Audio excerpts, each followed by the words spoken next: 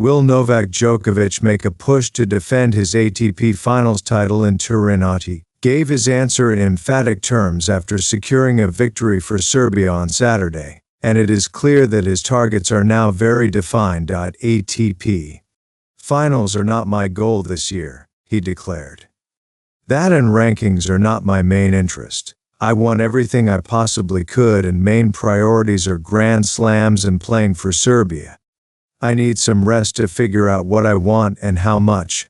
Djokovic's comments may have answered the question of where and when he will play for the rest of this year, as he would need to play a hectic schedule to qualify for the ATP Finals in Turin in November. After playing a limited schedule and suffering some surprise early losses in tournaments in the first half of 2024, Djokovic admitted he was struggling to find motivation for events outside of Grand Slams and his pursuit of Olympic gold.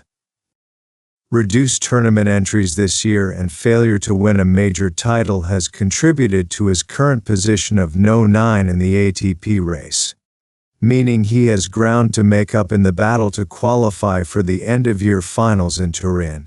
Djokovic has been reluctant to play in the Asian swing of the ATP Tour in recent years, but he may need to play in the ATP Masters 1000 tournament in Shanghai if he wants to collect points to qualify for Turin. He could also make the long trip to Asia worthwhile by playing more events in that swing of the ATP Tour.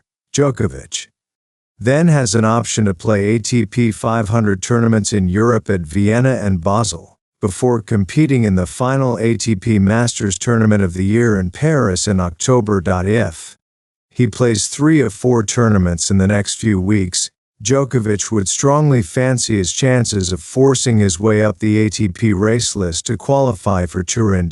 After playing for Serbia in the Davis Cup this week, Djokovic is clearly keen to extend his career into 2025, but it remains to be seen how important the ATP Finals are to him, after winning the title 7 times before.